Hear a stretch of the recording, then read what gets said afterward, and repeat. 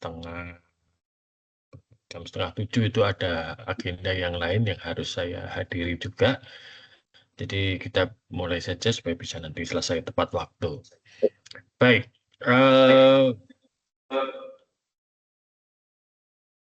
materi kita hari ini itu masih berputar kepada mengenai nilai strategis dari teknologi informasi. Ya. Jadi ini saya share dulu slide-nya. Apakah sudah terlihat? Sudah, Pak. Baik. Sudah. Oke, baik. Terima kasih. Ya, jadi kita hari ini akan bicara mengenai sistem informasi dan bagaimana sistem informasi ini nanti berperan di dalam strategi organisasi. Nah, mengapa ini perlu dibicarakan? Ya, karena pada awalnya sistem dan teknologi informasi itu belum bernilai strategis. Dalam artian begini, pada sejarah perkembangan dan penggunaannya, teknologi informasi itu lebih kepada menggantikan peran manusia dalam beberapa pekerjaan. Yang nomor satu misalnya dalam perhitungan-perhitungan keuangan, ya, kemudian di dalam mengotomatiskan beberapa proses dan seterusnya. Jadi lebih dilihat sebagai alat kerja, tidak ubahnya seperti kita membeli mebel, ya, membeli peralatan gitu ya. Jadi tidak terlalu dipikirkan dampak strategisnya. Namun dalam perkembangannya ketika perkembangan teknologi, perubahan lingkungan dan kebutuhan organisasi ini juga semakin berkembang, teknologi informasi kemudian memiliki nilai strategis. Nah, kadang nilai strategis ini tidak terintegrasi atau tidak selaras dengan organisasi. Nah, ini sering menjadi masalah. Ya, kalau dalam topik di bidang sistem informasi namanya adalah alignment atau keselarasan antara sistem informasi dengan strategi organisasi. Dan ini nanti akan tercermin kepada bagaimana teknologi informasi itu digunakan. Kalau Bapak Ibu Brother Sister sekalian melihat pada contoh yang ada di buku, ya ini adalah apa yang terjadi pada korporasi yang berangkat dari startup atau perusahaan pemula, ya seperti Google, di mana mereka pada awal berdiri itu menjadi tempat yang idaman untuk bekerja, gitu ya. Dulu semboyan mereka itu adalah do no evil, ya jangan berbuat jahat. Dan Google ini kemudian menjadi contoh ideal dari organisasi teknologi, gitu ya. Jadi organisasi yang jualan teknologi begitu besar, ya. Orang itu kalau bekerja nanti ya pengen seperti di Google, gitu ya, dengan segala macam fasilitas maupun kelebihannya. Jadi dulu di Google itu ada fasilitas olahraga, ada fasilitas untuk makan, gitu ya, bahkan untuk penitipan anak, kemudian antar jemput karyawan dari rumah, gitu ya, kemudian laundry, cuci baju. Jadi kalau di rumah nggak sempat cuci baju bisa dibawa ke kantor untuk dicuci dan dikeringkan di sana.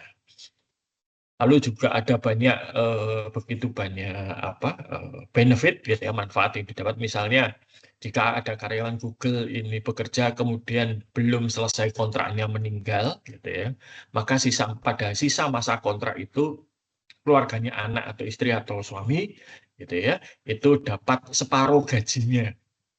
Nah, jadi diberikan. Nah, hal yang sama juga muncul pada dulu Apple, gitu ya. Namun belakangan, ya, mulai dari tahun 2023 itu sudah kelihatan bahwa Google ini orientasinya berubah, ya. Tidak lagi memperhatikan apa yang dibutuhkan oleh karyawan, ya, tetapi juga lebih kepada apa yang menjadi kehendak dari para pemegang saham dan penanam modal. Dan ini menjadi satu pola yang umum muncul pada berbagai perusahaan besar yang tadi, terutama yang bergerak di bidang teknologi. Satu hal yang dulu Google ini sangat terkenal itu adalah pada iklim inovasi. Nah, ini akan saya tekankan karena minggu yang lalu kita bicara beberapa kali mengenai inovasi. Jadi Google itu kan menganut, seperti banyak perusahaan di Amerika Serikat, menganut 5 hari kerja. Ya. Nah, dulu dalam 5 hari kerja itu 1 hari boleh didedikasikan ya, untuk tidak bekerja, dalam artian begini, tetap bekerja, tetap masuk kantor, tapi yang 1 hari itu boleh digunakan untuk mengembangkan ide pribadi. Ya, jadi 4 hari mengerjakan pekerjaan yang seharusnya sesuai job desk, yang 1 hari itu boleh untuk pengembangan.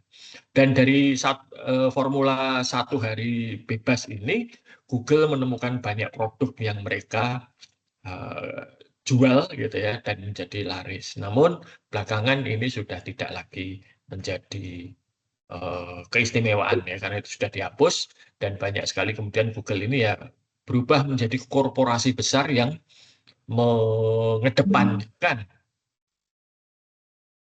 profitabilitas. Ya. Contoh yang lain pernah juga terjadi itu pada Apple, gitu ya. Saya ingat betul, saya itu bukan penggemar produk Apple, ya, terlalu mahal soalnya. Teman saya itu dulu punya satu produk Apple yang dia beli di Australia, iPod ya, pemutar musik digital. Itu iPod edisi khusus, ya, edisi grup band dari Irlandia, U2 gitu. Jadi iPod-nya itu khusus, ada warnanya khusus dan lain sebagainya. Dia beli di Australia, ketika dia berlibur ke sana, kemudian dia pulang ke Jakarta, ya ke Indonesia, dan kemudian beberapa tahun kemudian rusak. Ya, rusak, lalu dia coba perbaiki di sini, nggak bisa, ya, karena tidak ada perwakilan Apple. Kemudian dia coba kontak Apple di Australia. Mereka minta itu dikirim ke sana, ya, dikirimlah ke sana, dan kemudian itu diperbaiki, dikembalikan gratis. Nah, tapi belakangan, ya, Apple ini bahkan sudah terkenal sekali kalau mereka merancang produk itu dinamakan planned obsolescence. Jadi produk mereka itu didesain setelah beberapa tahun akan menjadi obsolescence itu apa ya? Usang gitu ya. Contohnya apa? Pernah ketahuan beberapa tahun yang lalu Apple itu sengaja untuk iPhone versi yang lama itu dengan update software mereka, iPhone yang lama itu dibuat menjadi lebih lambat. Baterainya dibuat menjadi lebih cepat boros. Itu tertanam di dalam software mereka dan itu kemudian ketahuan gitu ya setelah orang mengenali si softwarenya dan ya memang diakui ya. Dan itu menjadi pola yang sekarang ada. Apple itu termasuk salah satu perusahaan yang produknya itu kalau direparasi, ya kan ada satu perusahaan namanya iFixit. Itu mereka itu melakukan uji terhadap produk-produk elektronik dan kemudian memberikan skor seberapa mudah diperbaiki. Nah, Apple itu biasanya skor kemudahan perbaikan kecil. Dari 1 sampai 10 itu mereka biasanya ada di ranah antara ya di bawah 3 itulah ya. Karena memang tidak mudah diperbaiki ya, kalau diperbaiki menjadi mahal dan mereka inginnya ya ganti ya, kalau sudah 2-3 tahun ganti, jangan pakai produk yang sama terus. Jadi ini kondisinya seperti itu ya. Nah, baik kita masuk sekarang ke materi gitu ya. Ini ada beberapa istilah begitu ya. Jadi apa atau yang disebut strategi? Nanti konsep-konsep yang terkait dengan strategi ini hanya perkenalan karena nanti mungkin di mata kuliah yang lain terkait dengan manajerial, Bapak Ibu Bersister akan mendapatkan yang lebih lengkap dan dari orang yang lebih ahli daripada saya. Ya. Nah, jadi strategi itu adalah serangkaian langkah yang terkoordinasi yang digunakan oleh sebuah organisasi itu untuk meningkatkan organisasinya. Ya. Intinya strategi itu adalah cara mencapai tujuan organisasi. Organisasi mau kemana? Nah, cara mencapainya itulah strategi, dan strategi itu selalu orientasinya jangka panjang. Rencana strategis itu bisa antara 4 sampai 5 tahun, ya, rata-rata seperti itu. Nah, dalam perencanaan strategi organisasi itu selalu dipikirkan dan berdasarkan banyak hal, ya, terkait dengan kondisi organisasi tersebut, lingkungannya, dan apa yang akan dicapai.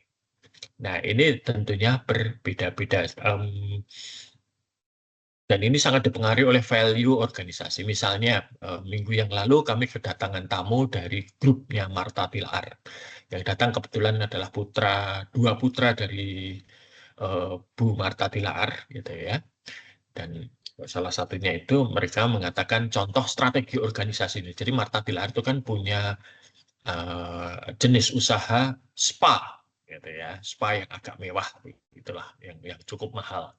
Nah, putra Bu Martha Tilaar, Pak Brian, itu mengatakan spa-nya Martha Tilaar ini eksklusif, begitu ya, memang menyasar kalangan ekonomi agak atas. Namun mereka juga punya value yang menyebabkan mereka itu sangat jarang buka di hotel, misalnya. Biasanya kan spa itu bekerja sama dengan hotel, gitu ya, karena wisatawan kan berwisata atau bepergian dan pengen spa supaya hilang capeknya dan pijat dan lain sebagainya. Tapi Martha Tilaar tidak mau kerjasama dengan hotel. Kenapa? Karena kebanyakan hotel itu menghendaki kalau spa ini terapisnya itu mendatangi kamar konsumen, gitu ya. Nah, beliau mengatakan, nah, kalau terapisnya datang ke kamar konsumen itu nanti bisa terjadi banyak hal-hal negatif. Maka mereka berkeras kalau kerjasama dengan hotel, itu konsumen yang datang ke spa, bukan sebaliknya. Ya, jadi itulah mengapa mereka tidak banyak bekerja sama dengan rangkaian hotel mewah, begitu ya. Padahal sasarannya di situ, dan mereka bertahan dengan strategi itu. Nah, ini contoh bagaimana nilai suatu organisasi itu mempengaruhi strategi mereka. Ya. Nah, ya, dan ini juga kurang lebih sama seperti kami di Atma Jaya ini, ya. Kalau kita melihat ke nilai-nilai dasar Atma Jaya kan ada yang namanya integritas, gitu ya. Nah, kami misalnya contoh sederhana, kami selalu jujur di depan. Jadi kalau ada biaya kuliah itu kami sampaikan di depan, biayanya sekian, ya, per semester sekian, uang gedungnya misalnya sekian, dan setelah itu tidak ada tambahan yang lain lagi. Ini kami tekankan betul, ya, sehingga tidak ada yang kejutan-kejutan di belakang. Selain uang kuliah, kemahasiswaan dan lain sebagainya yang ditampilkan di depan pada saat penerimaan mahasiswa baru, paling nanti tambahannya itu adalah uang untuk KKN dan wisuda. KKN pun sebenarnya uang itu dikembalikan dalam bentuk biaya hidup untuk mahasiswa dan juga bantuan subsidi untuk program mahasiswa. Sedangkan KKN itu nanti dikembalikan dalam bentuk mahasiswa dapat toga dan snack untuk acara wisuda, gitu ya. Jadi tidak ada mengambil untung lah, gitu ya. Nah, ini berbeda dengan beberapa perguruan tinggi lain di Jogja itu yang saya amati, pernah ada yang kok cukup murah ya, tapi ternyata nanti di belakang ada banyak praktikum bayar, pakai lab bayar, dan seterusnya. Kalau di Atma Jaya tidak, itu tidak dilakukan, ya. Oke, nah, jadi suatu organisasi ini kemudian ketika membuat atau menyusun strateginya, ya, itu harus mempertimbangkan bahwa organisasi ini beserta para anggotanya harus bisa melaksanakan tugas mereka atau bekerja secara efisien. Tidak ada pemborosan. Ya. Efisien itu ya kalau tidak perlu cetak kertas, ya tidak perlu, ya seperti sekarang lah, katakanlah kita kuliah ini, ya, mulai semester ini, kalau dulu itu kami presensi bawa kertas, gitu ya, bawa buku presensi itu nanti dipresensi di kelas, diisi, ya, mahasiswa presensi, tanda tangan atau dipanggil, kemudian juga kalau itu masuk berarti dosennya masuk, gitu ya, itu presensi untuk dosen. Nah, sekarang itu sudah tidak ada, ya. ini lebih efisien. Sekarang kami pakai sistem, ya, Bapak Ibu dan suster nanti mungkin kalau masuk bisa melihat demonya gitu ya oleh dosen lain. Tapi tidak perlu lagi kertas, ya, semua sudah elektronik dan nanti untuk itu dihitung sebagai dalam penggajian juga ditarik secara elektronik, tidak ada lagi penghitungan manual. Ini contoh saja, gitu ya, bagaimana desain organisasi ini supaya bisa efisien. Kami juga efisiensi, misalnya pada masa ini dulu wakil dekan itu sampai 3, sekarang cukup 2 saja, gitu ya. Oke. Nah, kemudian di dalam organisasi itu ada yang namanya wewenang untuk membuat keputusan. Nah, ini wewenang ini sudah melekat pada jabatan biasanya, dan itu sudah dituangkan di dalam job description ataupun juga kepada surat keputusan dan lain. Bahkan ketika kami itu diaudit oleh auditor ISO, ya, itu salah satu yang ditanya oleh auditornya adalah di mana wewenang seseorang pada jabatan tertentu di universitas itu dituangkan. Sehingga ketika membuat keputusan itu wewenangnya sudah jelas sampai di mana. Gitu ya.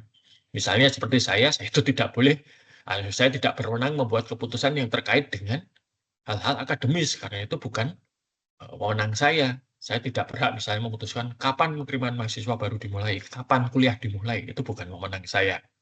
Tapi saya punya wewenang misalnya tarif untuk perkuliahan sekian, tarif mahasiswa baru sekian, itu wewenang saya. Ya. Nah, di dalam organisasi hal-hal seperti ini kemudian dibantu diwujudkan dengan bentuk teknologi informasi. Ya. Misalnya saya itu bisa melihat anggaran semua unit. Ya. Jadi program unit itu apa saja, mereka bisa uang yang dialokasikan untuk mereka itu akan digunakan untuk apa. Saya bisa melihat sampai detail. Ya. Tapi pejabat yang lain, dekan misalnya, hanya bisa melihat itu pada level fakultas mereka, tidak bisa mengintip ke fakultas sebelah. Ya. Jadi hak ini, wewenang dan tanggung jawab ini diwujudkan dalam bentuk akses tersebut. Saya sekarang bisa melihat semua gaji perincian gaji ya semua karyawan di UAJY, termasuk gaji Pak Rektor pun saya bisa melihat karena memang itu tanggung jawab saya. Ya, detailnya, potongannya apa itu saya tahu karena memang itu masuk dalam wewenang saya. Nah, ini harus diwujudkan dalam atau difasilitasi oleh sistem. Ya, nanti kalau saya sudah turun jadi dosen biasa, tidak lagi menjabat, ya hak itu akan hilang. Saya tidak bisa lagi melihat ke sana. Ya. Nah, ada satu, ini contoh yang lain ya dari penerapan di Atmaja itu, ada satu yang namanya itu adalah, saya itu untuk evaluasi dosen, saya hanya bisa melihat evaluasi mahasiswa terhadap diri saya. Saya tidak bisa melihat evaluasi mahasiswa terhadap orang lain. Tapi ada satu kelompok, misalnya ketua program studi atau ketua departemen itu bisa melihat evaluasi terhadap dosen-dosen yang ada di bawah mereka. Saya tidak bisa melihat evaluasi mahasiswa terhadap dosen yang lain. Saya hanya bisa melihat untuk diri saya sendiri. Tapi ada tim yang bisa melihat apa evaluasi mahasiswa terhadap saya dan teman-teman dosen yang lain. Oke. Nah, lalu juga dalam organisasi itu selalu ada struktur. Ya. Struktur ini menunjukkan ya, pelimpahan tugas dan wewenang serta tanggung jawab masing-masing orang yang tertera di dalam struktur tersebut. Yang paling tinggi tentunya adalah pimpinan tertinggi. Ya. Siapa? Kalau dalam hal ini di Atmajaya adalah Pak Rektor. Dan ada para wakil rektor, kemudian di bawahnya ada dekan, ada kepala kantor, ada kepala lembaga, ada direktur, direktorat, dan seterusnya. Ya. Nah, secara tradisional, struktur itu sifatnya hierarki. Ya. Bisa hierarki, bisa datar, bisa matrik, dan jaringan. Nanti kita lihat. Ya. Nah, ini contoh hierarki. Itu adalah bentuk yang paling tradisional. Ya. Di sini struktur hierarki itu struktur kekuasaannya terpusat. Nah, mengapa hierarki ini muncul? Karena zaman itu belum ada teknologi. Sehingga untuk berbagi informasi itu butuh hierarki, ya. Dan seseorang itu punya yang namanya span of control, batas berapa orang yang bisa mereka awasi langsung di bawahnya, ya. Di bawah saya itu ada 3 orang yang langsung berada di bawah saya, yaitu kepala kantor keuangan, kepala kantor sumber daya manusia, dan kepala kantor sarana prasarana. Ya, 3 orang itu berada di bawah supervisi saya, ya. Nah, itu batasnya. Saya itu ada berapa span of control saya itu. Lebih dari itu saya akan kesulitan. Ya. Pak Rektor itu di bawah Pak Rektor ada 3 orang wakil rektor. Ya, atau nanti kalau di perguruan tinggi lain mungkin ada 4 atau 5. Tapi itulah batasnya. Ya. Nah, dengan adanya teknologi, maka kemudian birokrasi ya dengan banyak struktur ini kemudian cenderung menjadi lebih datar, lebih flat. Ya, karena apa?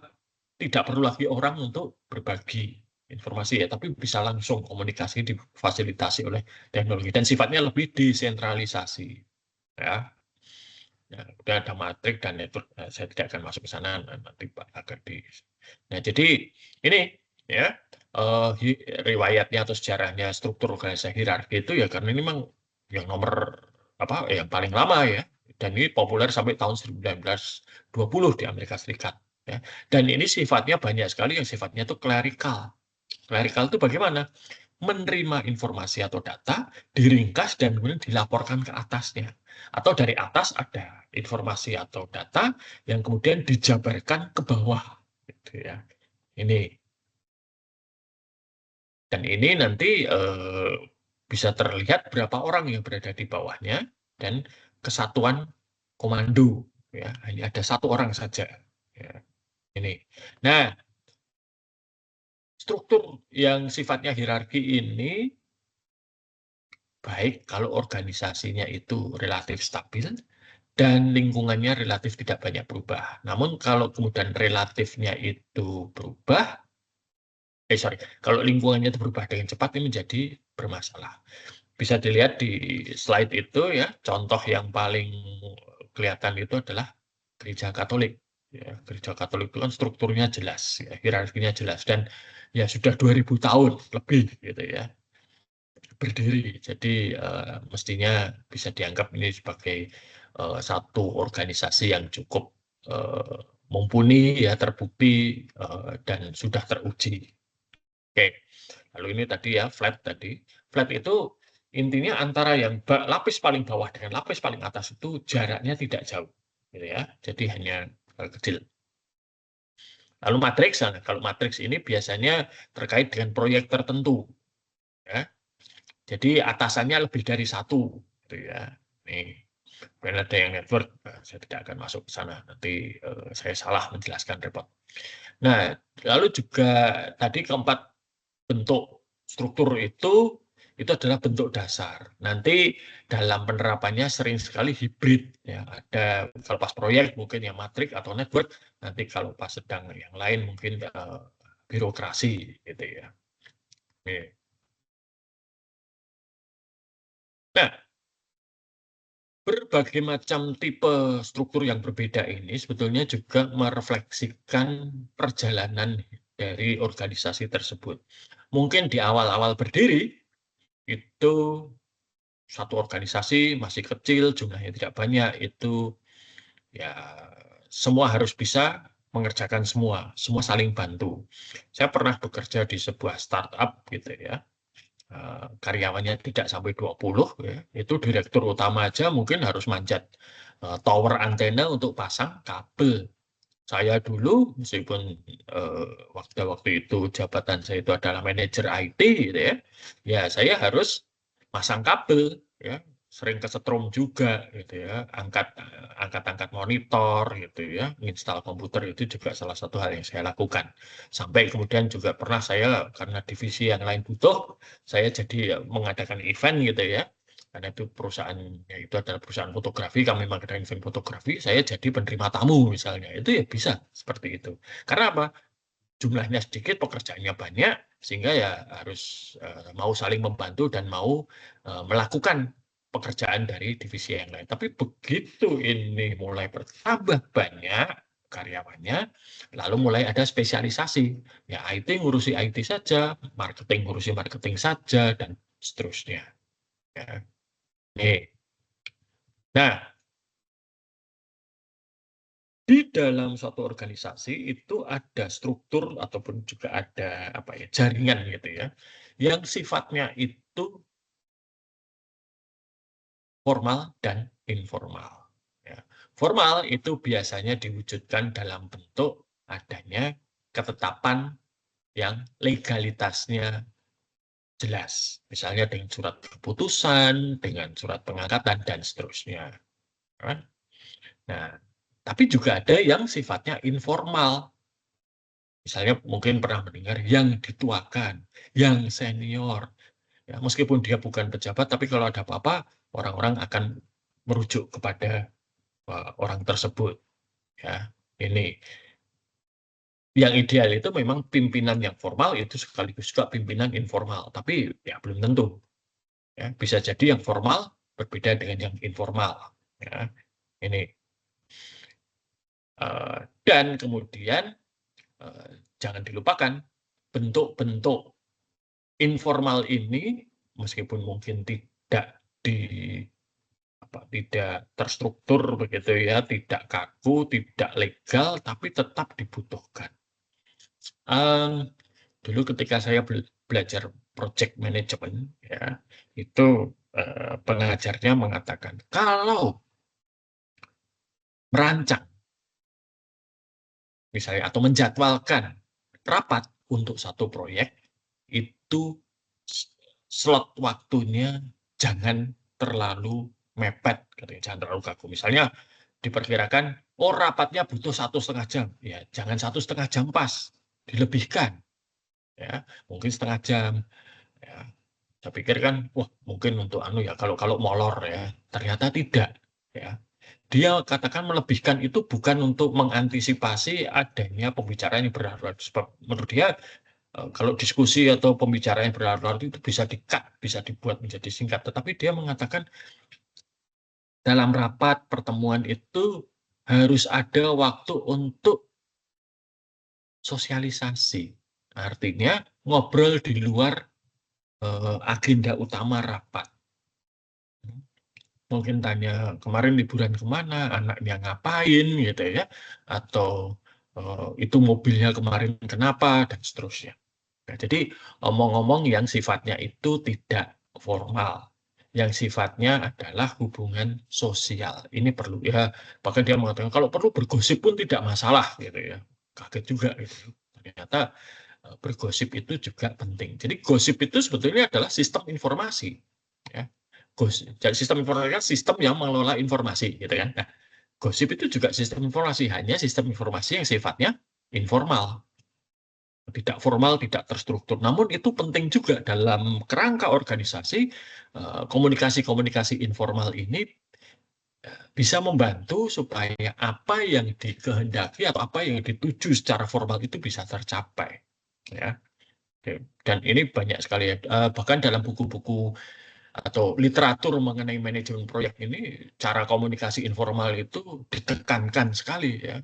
Misalnya ada yang ngobrol di dekat, kalau di kantor-kantor itu kan ada apa, pantry gitu ya, ngobrol di pantry ya. Kemudian ada misalnya ngobrol sambil makan siang, nah, itu juga dimungkinkan. Nah, kemudian sekarang organisasi itu juga perlu yang namanya pengendalian.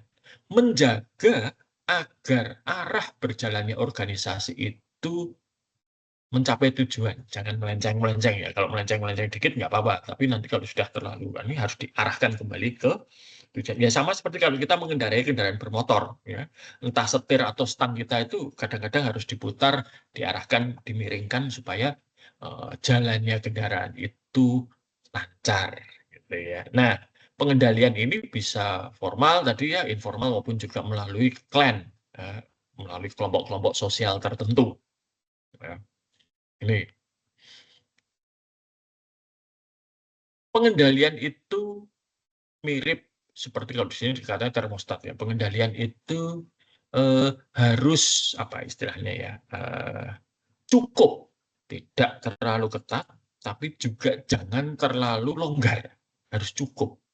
Ibaratnya seperti kalau kita memegang telur, jangan terlalu lemah sehingga telurnya lepas dan pecah, tapi juga jangan terlalu kuat sehingga telurnya malah pecah karena digenggam. Ya. Nah, ini tiap organisasi tentunya berbeda-beda. Ya. Kalau kita misalnya Bapak, Ibu, Bruder, Suster sekalian menghadapi anak-anak SD kelas 1, tentunya akan berbeda dengan kalau menghadapi anak SMA misalnya. Ya. Atau yang anak-anak kuliah gitu ya. Beda sekali. Tidak bisa. Nah, maka ini kita harus melihat ke organisasinya seperti apa dan pengendaliannya itu kemudian disesuaikan. Ya. Nah, sebagai contoh ini ya, saya agak kurang akrab dengan struktur di sekolah, tapi saya kira mungkin tidak jauh berbeda dengan universitas. Di universitas itu yang namanya pejabat struktural, dosen yang menjabat, itu giliran, terutama di Indonesia, itu giliran, gantian.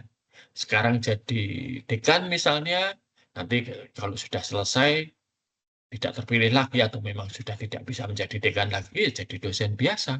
Ya. Pak Nur, rektor yang sekarang ini dulu pernah menjadi rektor zaman tahun 2015-2019. Kemudian tahun 2019 beliau tidak terpilih, ya, digantikan oleh Pak Yoyong. Nah, selama 2019 sampai 2023, Pak Nur itu menjadi dosen biasa. Kemudian tahun 2023 terpilih kembali, ya, jadi rektor. Nanti kalau beliau ini sudah selesai tahun 2027 ya jadi dosen biasa.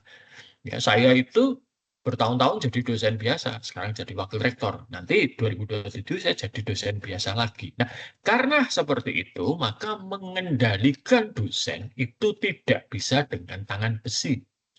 Ya. Beda dengan korporasi di perusahaan. Di perusahaan itu kalau seseorang sudah menduduki posisi manajer, ya, pejabat, dia akan naik terus atau di situ ya. Tapi sangat jarang turun. Kalau turun itu pasti karena kasus. Dan kalau ada kasus biasanya ya enggan untuk turun, keluar atau dipecat gitu ya. Tapi pasti seperti itu. Ya. Berbeda dengan di perguruan tinggi.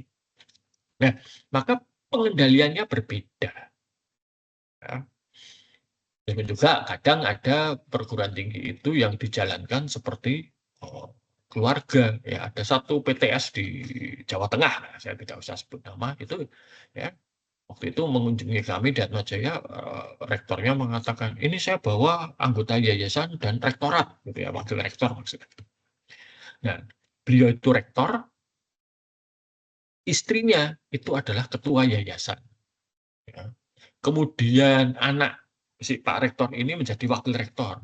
Kemudian istri wakil rektor ini, berarti menantu Pak Rektor itu menjadi anggota yayasan. Jadi seperti itu.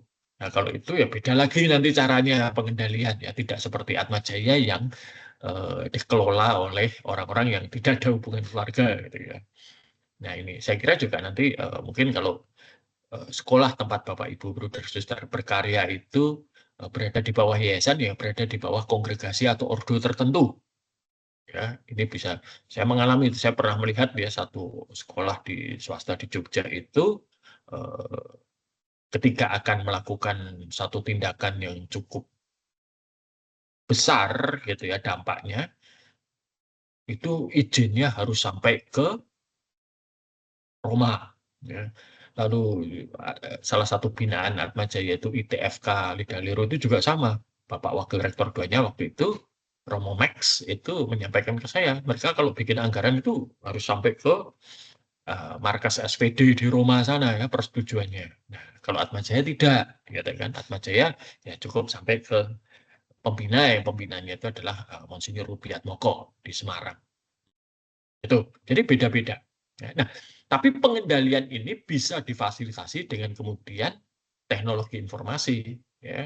Seperti tadi saya ceritakan, saya kalau keuangan saya bisa lihat ya,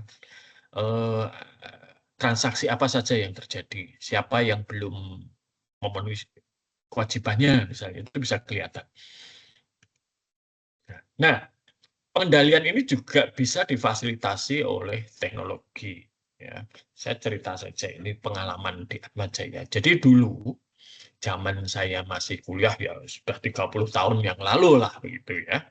Itu yang namanya KRS untuk mahasiswa S1 itu kalau akan ambil kelas itu manual. Jadi mereka nanti nulis rencananya apa, kemudian dikonsultasikan dengan dosen pembimbing akademik. Kalau dosen pembimbing akademik setuju, tanda tangan ya sudah itu jadi hukum gitu ya. Sehingga kadang-kadang ada mahasiswa yang tidak boleh ambil mata kuliah tertentu karena itu sudah prasyarat, ya. Misalnya ambil mata kuliah akuntansi pengantar. 2, dia belum lulus akuntansi pengantar 1 bisa kalau dosennya tanda tangan, gitu ya. Lalu kelasnya penuh, tapi ya karena tanda tangan dia bisa masuk. Ya. Nah, ketika kemudian tahun 95, saya masuk itu 93, 95, 2 tahun kemudian KRS itu digantikan oleh komputer, maka perilaku ini diganti tadi ya, pengendalian itu dikendalikan oleh algoritma. Jadi komputer yang memutuskan. Misalnya maksimal SKS yang bisa saya ambil 21. Saya pengen 24 nggak bisa karena begitu 21 stop dia. Ya, nggak bisa ambil lagi kecuali ada yang dibatalkan kelasnya. Kemudian kalau kelas itu sudah penuh kapasitasnya di set misalnya 50, saya peserta ke 51 ya sudah nggak bisa. Ya. Saya belum lulus prasyarat, mau ambil akuntansi pengantar 2, tapi akuntansi pengantar 1 belum lulus, ya tidak bisa. Itu banyak yang protes waktu itu. Kenapa? Dengan tidak dikendalikan secara tegas ya dengan sistem tadi, dengan algoritma, mereka bisa melanggar itu. Nah, tapi dengan ini dikendalikan ya, secara teknologi, maka itu menjadi ya lebih tertata gitu ya, lebih rapi ya, dan perilakunya berubah. Sekarang diperhatikan betul gitu, prasyaratnya apa, jumlah SKS maksimalnya berapa, kapasitas kelasnya berapa, itu diperhatikan betul. Nah, dalam skala yang lebih besar, perilaku yang dikendalikan oleh algoritma ini itu juga kelihatan di dalam sosial media yang kita hadapi sehari-hari. Bapak, Ibu, Brother, Sister mungkin sering melihat ya kalau di sosial media misalnya seperti saya sekarang beberapa waktu yang lalu itu saya sedang senang bikin roti misalnya. Sekarang sosial media saya itu isinya berbagai macam kontennya itu tentang membuat roti, mulai dari roti alami dengan ragi alam sampai roti yang ruwet-ruwet itu muncul gitu ya. Nanti kalau saya ganti misalnya saya berminatnya otomotif, mungkin yang akan muncul adalah mengenai dunia otomotif. Nah, jadi sosial media itu sistem sosial media itu bisa mendeteksi kegemaran kita apa, maka kita akan di-feeding dengan atau akan disajikan konten-konten yang sesuai dengan minat kita, sesuai dengan keyakinan kita, sesuai dengan karena kalau kadang ya dalam sosial media itu kan kemudian dimunculkan beberapa konten yang sepertinya kok tidak sesuai dengan keinginan kita atau tidak sesuai dengan minat kita. Nah, nanti mereka akan mengamati, dilihat nggak. Kalau ternyata itu di skip gitu ya, dihapus atau enggak, saya nggak suka gitu, baru kemudian itu tidak akan tampil lagi. Tapi kalau kita suka, maka itu akan muncul terus. Ya. Sehingga apa yang tampil di depan kita pada sosial media itu sudah tidak lagi alami. Ya. Kalau dulu zaman belum ada sosial media, misalnya ya, kita lihat satu fenomena A gitu ya, maka kita berusaha mencari fenomena A ini dari berbagai sudut pandang yang berbeda, sehingga kita bisa memutuskan apakah kita setuju dengan A atau tidak. Ya. Karena apa? Kita punya informasi yang lengkap untuk memutuskan. Sekarang dengan metode algoritma sosial media yang sekarang, yang kita hadapi itu adalah gini dia, Pak. Kenapa? Kalau dia dikirim link seperti tadi, kadang bisa.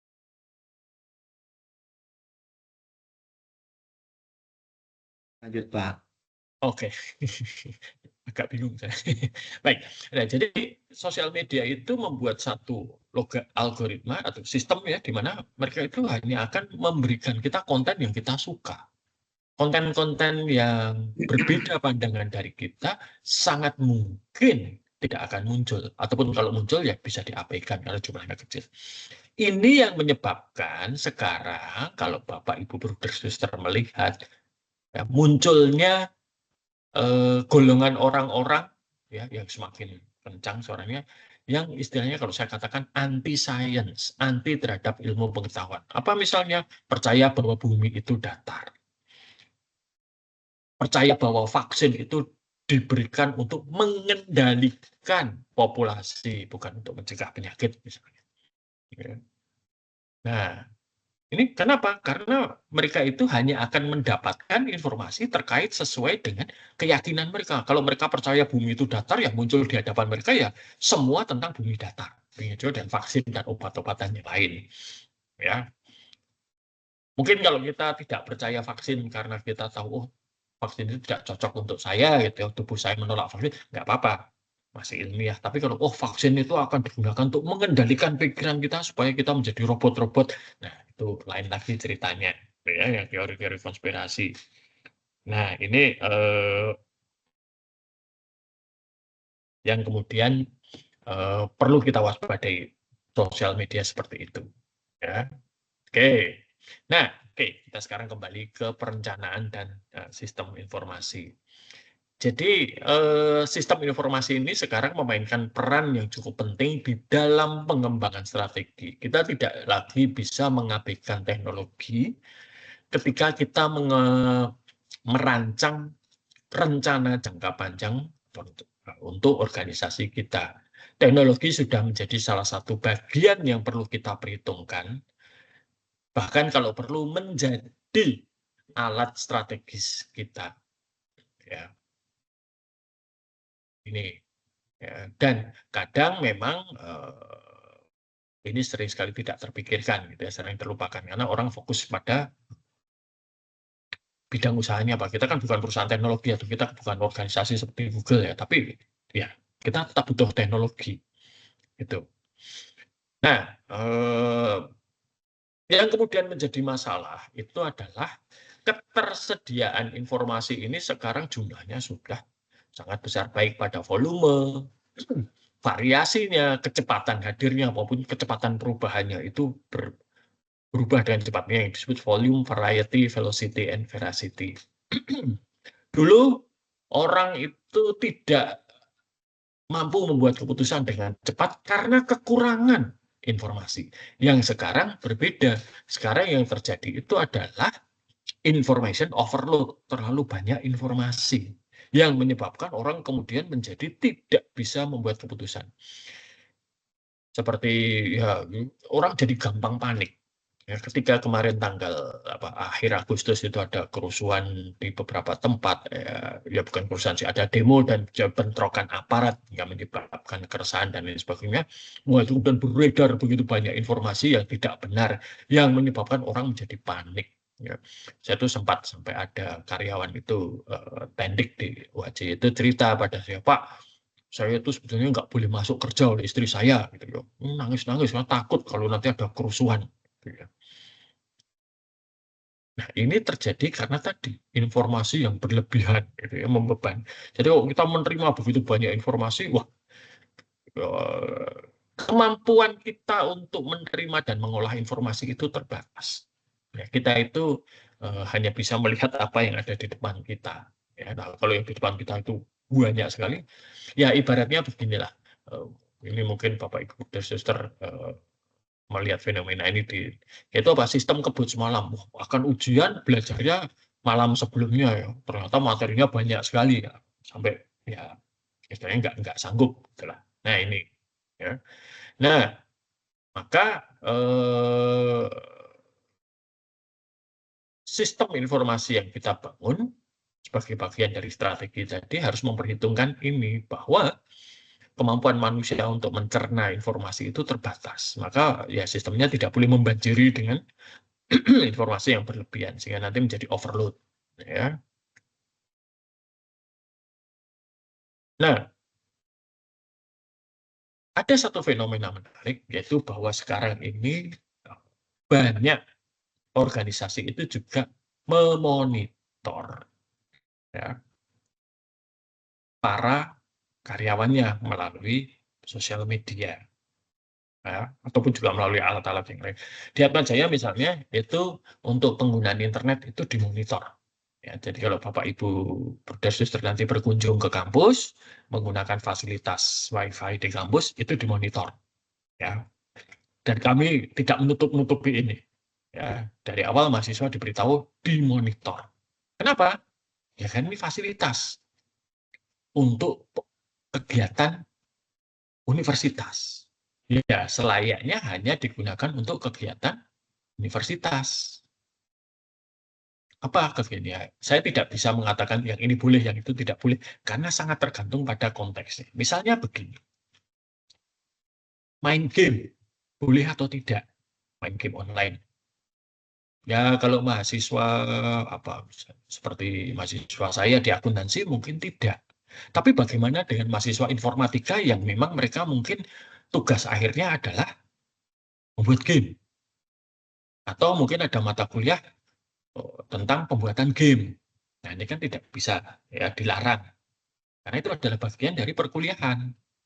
Nah, atau mungkin ada ini UKM, ya, unit kegiatan mahasiswa yang e-sport, main game itu kan sekarang ada ya, saya nggak tahu sih, saya ingat saya nggak ada, tapi kalau di masa depan itu ada, ya kan harus difasilitasi. Berarti kan mereka boleh main game dengan menggunakan fasilitas kampus, ya.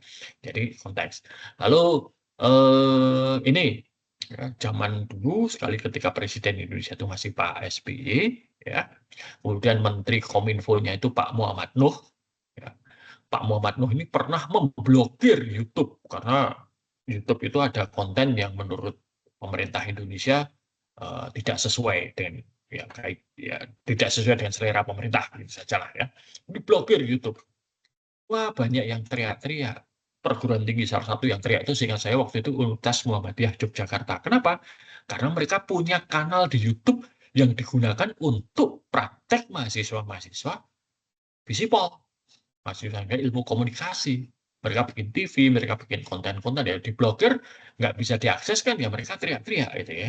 Nah, maka ini ya, jadi penggunaan internet dimonitor. Ya, tentunya memonitor ini bukan dalam rangka kemudian jadi seperti polisi, tidak ya. Tetapi kan dalam pengelolaan universitas kan kita harus tahu ini digunakan untuk apa saja.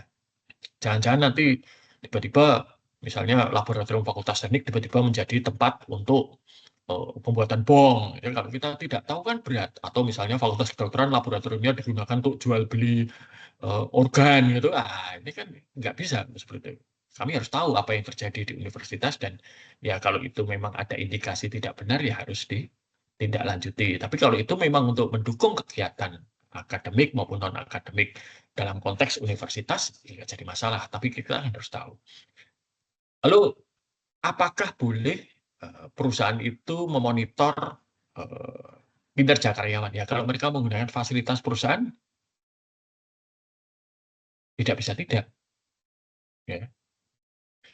Istri saya itu dari kantor dulu dapat laptop dan dapat handphone. Ya. Nah, perusahaannya bisa melihat ada di mana. Waktu itu bukan handphone, tapi tablet, ya tablet untuk kerja. Nah, itu mereka bisa tahu si karyawan ini ada di mana.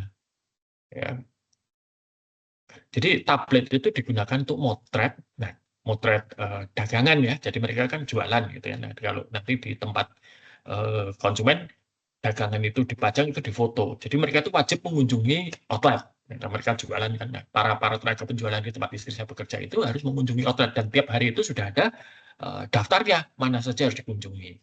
Nah, itu nanti kalau sudah dikunjungi mereka harus motret dan kemudian dilaporkan. Sayangnya banyak yang nakal ya. Jadi mereka udah motret duluan ya.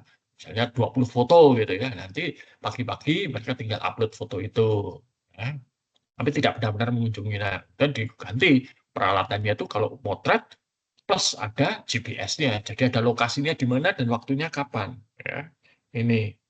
Nah, jadi mereka bisa tahu lokasi seseorang pembawa tablet itu ada di mana. Nah, itu dimonitor seperti itu.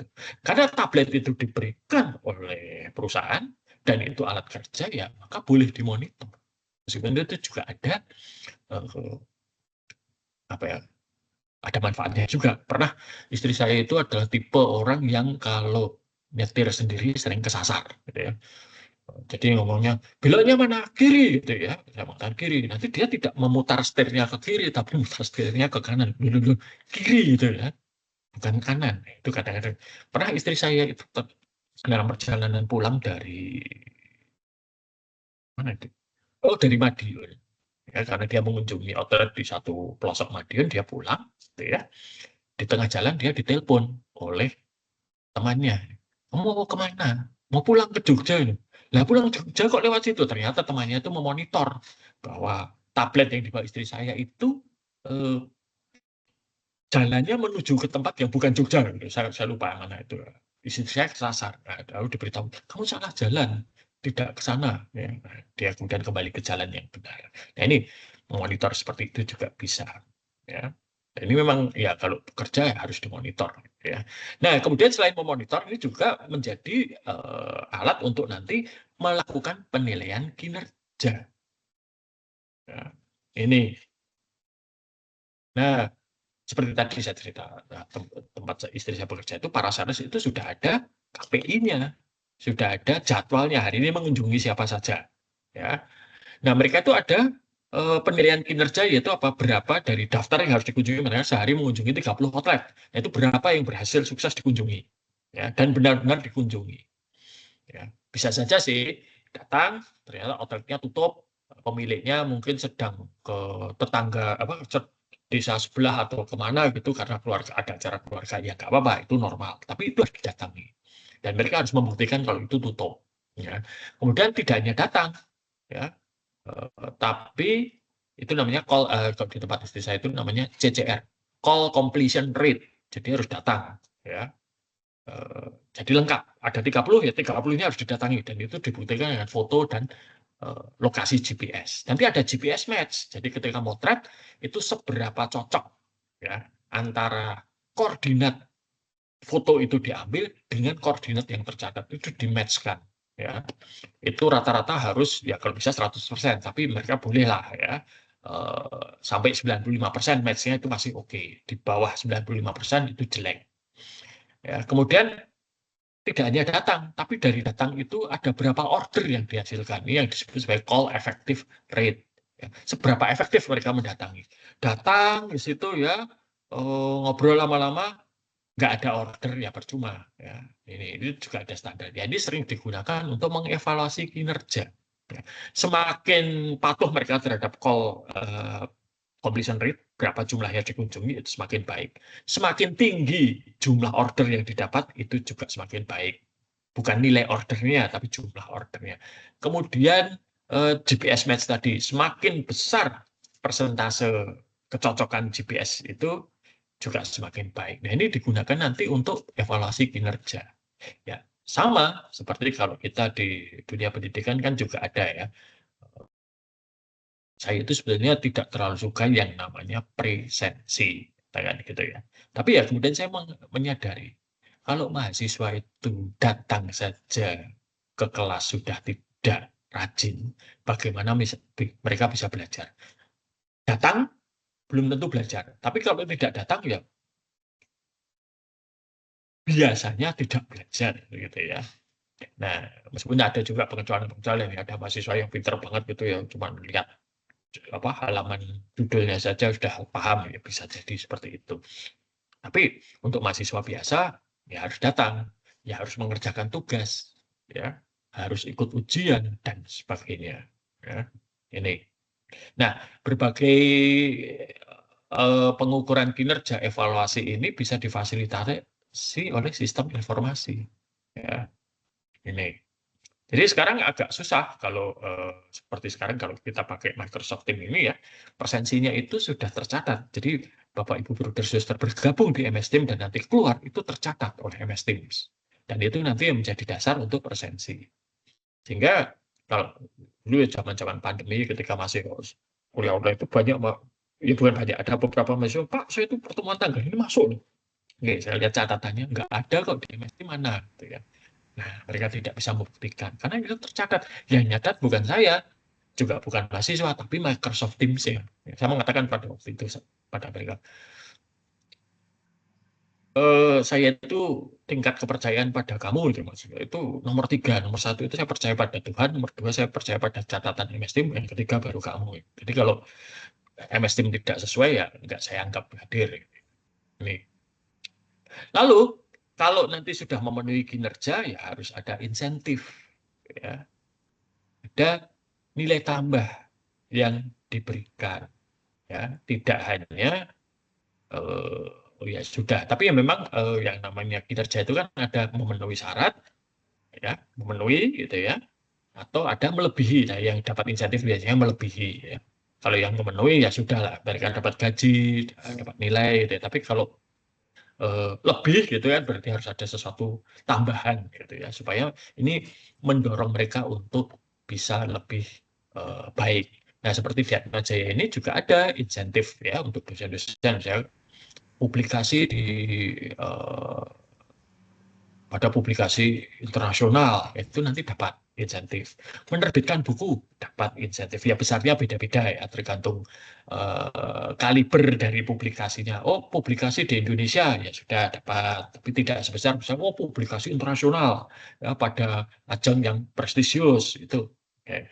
Ya, saya belum tahu nanti kalau bisa ada yang dapat hadiah Nobel, dapat apa itu belum tahu gitu ya. Meskipun itu tanggung jawab saya sebetulnya. Dan nah,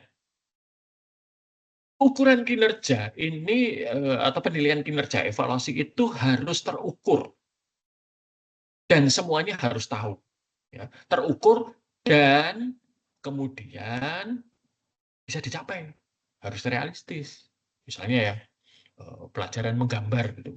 Yang dapat nilai 100 itu adalah kalau yang gambarnya seindah Mona Lisa misalnya, atau seindah lukisannya Leonardo da Vinci yang lain. Nah, itu sudah ya, membunuh kalau seperti itu ya, tidak bisa seperti itu. Ya. Nah, maka harus ada ukuran yang realistis tapi bisa diukur, ya. Jadi misalnya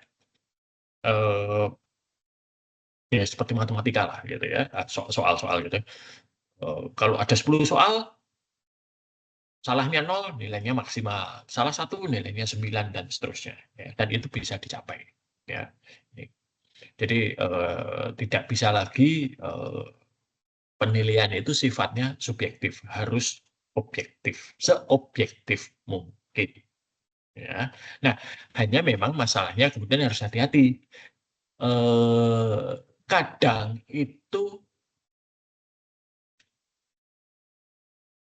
evaluasi pengukuran kinerja itu bisa mendorong munculnya perilaku negatif sebagai contoh gitu ya.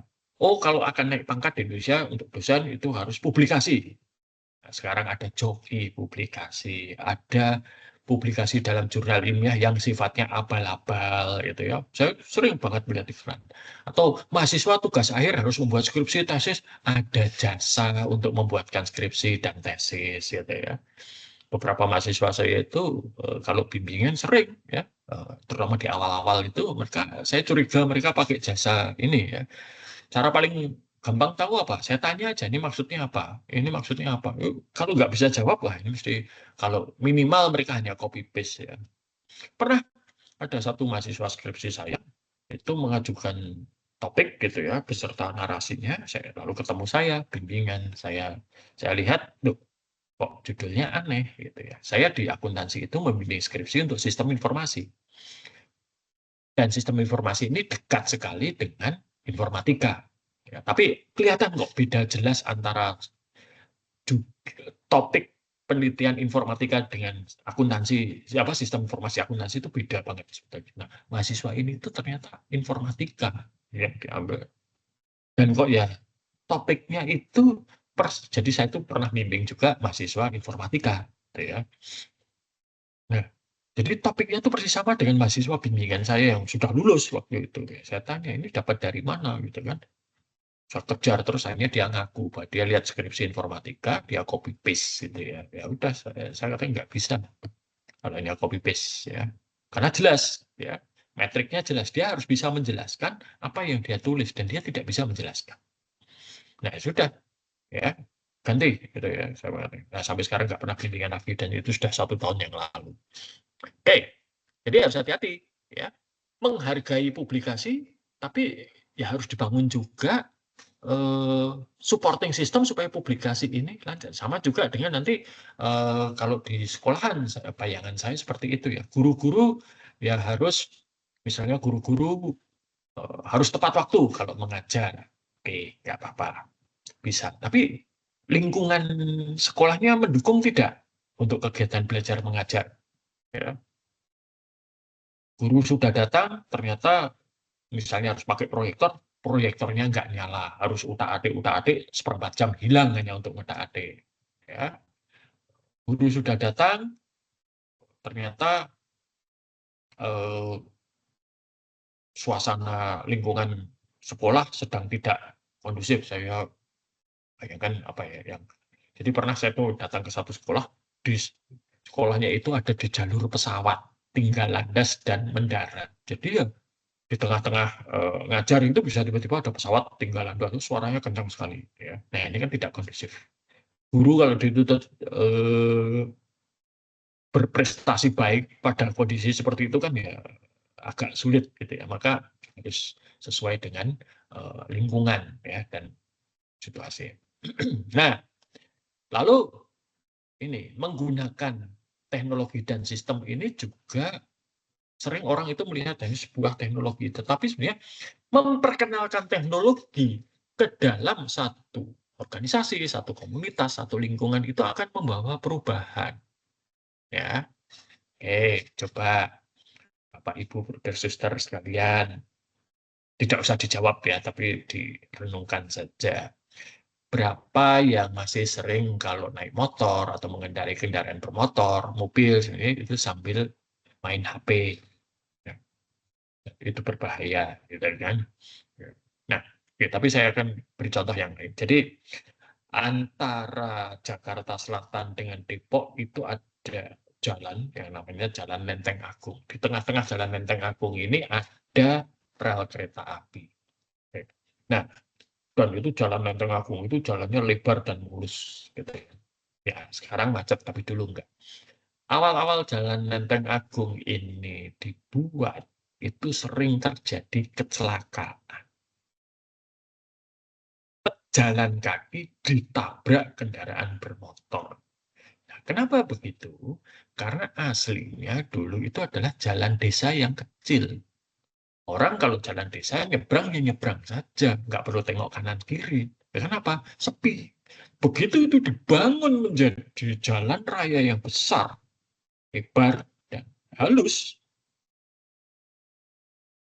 duduk sekitar masih menganggap itu sama seperti jalan desa mereka. Sehingga ketika nyebrang nggak lihat kanan kiri, padahal ada kendaraan bermotor yang melaju dengan kecepatan tinggi. Itu banyak kecelakaan. Ini. Lalu kita ingat lagi beberapa tahun yang lalu ketika pemerintah mengubah ya atau memperkenalkan gas sebagai bahan bakar untuk memasak yang tadinya minyak tanah menjadi gas gitu ya. Dulu pakai kompor minyak tanah kemudian jadi kompor gas. Itu kan kemudian banyak kejadian yang saya ingat betul dulu ketika berubah dari minyak tanah ke gas itu adalah makanan cepat gosong. Ya. Dulu pakai kompor minyak tanah itu panasnya lama, goreng lama, tiba-tiba sekarang jadi cepat gosong. Lalu banyak kejadian kebakaran, ya. Karena menganggap minyak gas itu sama seperti kompor minyak. Nah, ini adalah memperkenalkan teknologi, ya, tetapi tidak dipersiapkan orang-orangnya, komunitas, sehingga mereka masih beranggapan, oh sama, minyak tanah dengan gas sama-sama panas, padahal berbeda.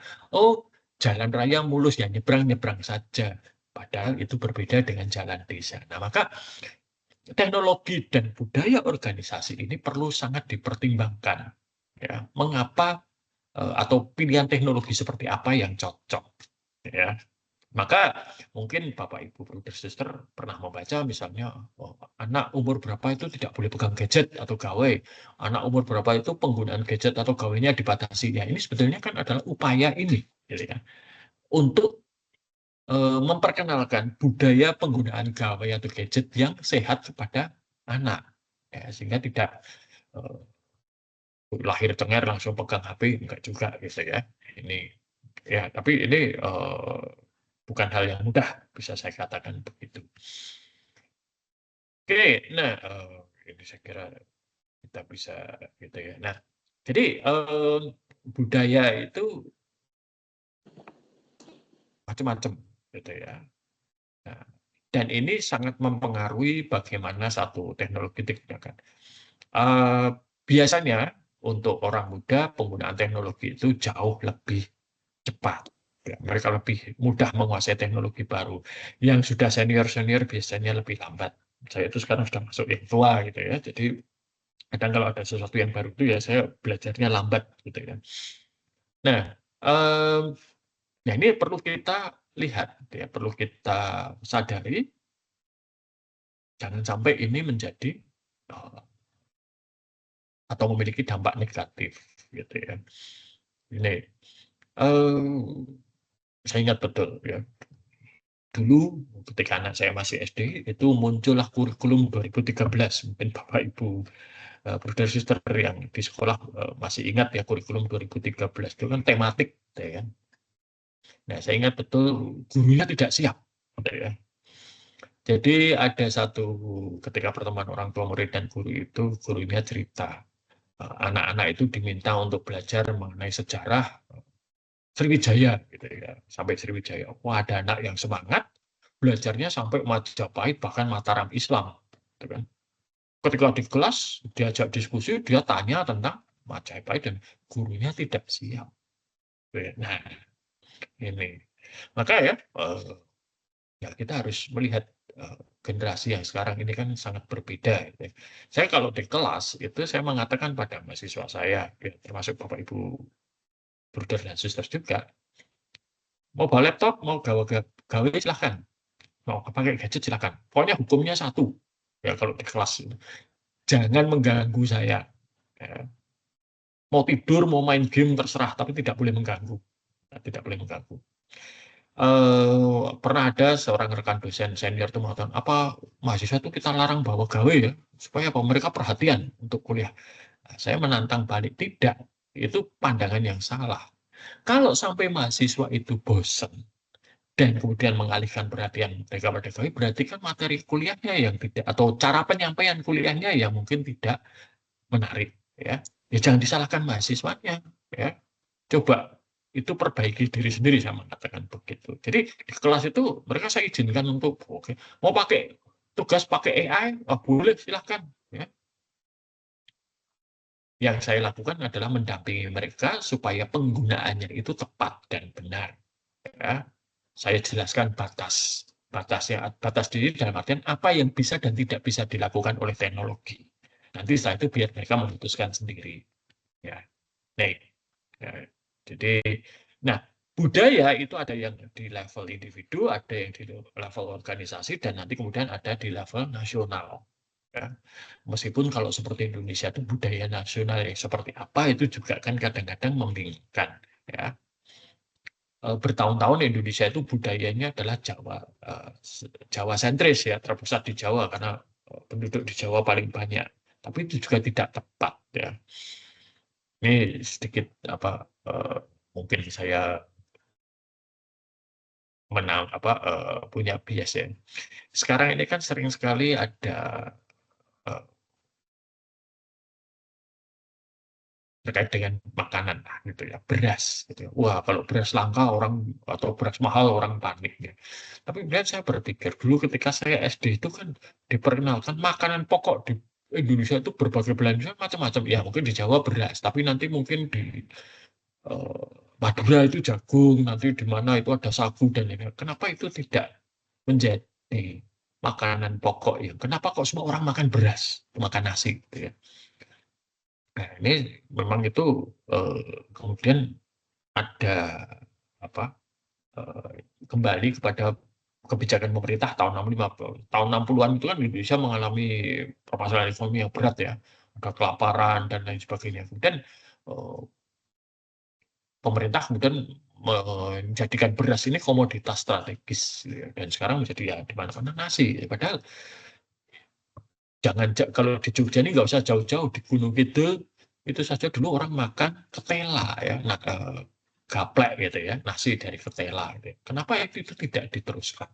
Ya. Ya karena orang mikirnya nasi lebih gengsi gitu ya. Tapi menurut saya kok sudah tidak zamannya berpikir gengsi gitu ya. Nah, ini budaya nasional itu lebih ruwet. Tapi yang bisa kita kendalikan itu adalah apa yang ada di dalam organisasi.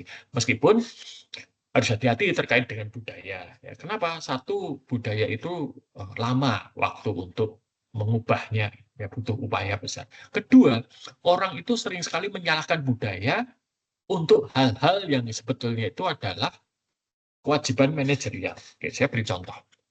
Dulu ketika saya S3 di Australia gitu ya, saya itu tiba-tiba dilibatkan saya diminta oleh pembimbing saya, sini bantuin gitu ya.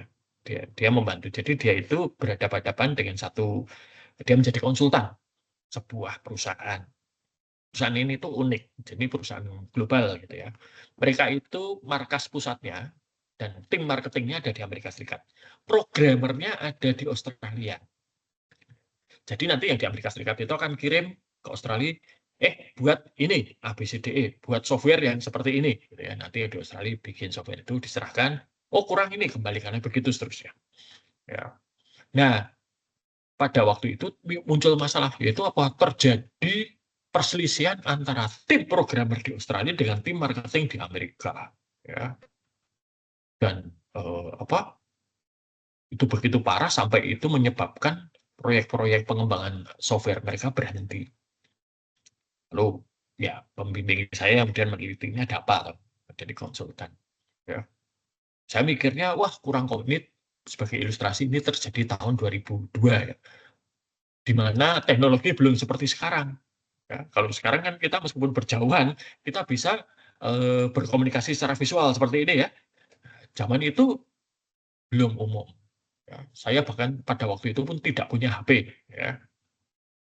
HP hanya bisa untuk nelpon dan SMS, tidak seperti sekarang. Nah, tapi perusahaan ini itu sudah kaya sekali sehingga mereka itu bisa video call, ya seperti ini. Zaman tahun 2002. Wah, itu peralatannya harganya puluhan ratusan juta, gitu ya. Tapi mereka sudah punya. Ya. Bisa begitu. Nah, tim Amerika dan tim Australia ini kemudian saling menyalahkan.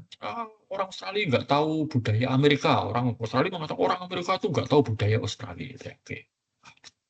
Nah, uniknya kemudian pernah ada satu penelitian, Bapak Ibu Brother Sister, yang dilakukan oleh orang yang namanya Gerd Hofstede. Nanti boleh dibaca bukunya, yaitu judulnya itu adalah Culture, the Software of Mind. Jadi budaya. Jadi dia itu meneliti di ratusan negara, yaitu, termasuk Indonesia. Kemudian dia meneliti ada unsur-unsur dalam budaya itu apa, misalnya kedekatan dengan kekuasaan, ya, apakah maskulin atau feminin, ya, berani atau apa, suka atau tidak suka terhadap ketidakpastian dan seterusnya. Itu dia membuat kriteria itu, kemudian dia scoring. Ya. Nah, negara-negara yang budayanya mirip itu skornya akan dekat, artinya perbedaannya tidak jauh. Dan kemudian kalau kita lihat dari penelitiannya Hofstede itu, skornya Amerika dan Australia itu mirip, hanya selisih 2 poin. Jadi sebetulnya secara budaya mereka itu sama, tapi saling menyalahkan, gitu ya. Kenapa? Permasalahannya bukan pada budaya, tetapi manajernya yang tidak becus, gitu ya. Oke, ini nanti kita saya lewati saja, gitu ya. Nah, penggunaan teknologi ini juga kadang-kadang harus mempertimbangkan siapa yang diberi. Saya akan berikan contoh yang lain. Kembali ini contoh yang awal-awal ya, tahun 2003 ya. Jadi di Selandia Baru itu ada satu rumah sakit.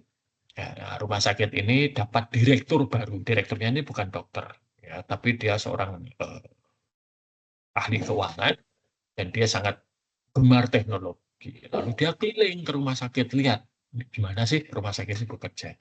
Lalu dia melihat pada bangsal rawat inap. Jadi kalau Bapak Ibu Brother-Sister pernah tahu rawat inap kan, dokter itu akan mengunjungi pasien rawat inap ya sesuai dengan tanggung jawabnya masing-masing. Nah, di Selandia Baru itu dokter-dokter yang akan mengunjungi pasien di bangsal rawat inap itu akan mampir dulu ke kantor perawat yang ada di bangsal-bangsal itu. Di sana mereka kemudian akan mencetak terkomputerisasi pada waktu itu ya. Mereka mencetak rekam medis pasien.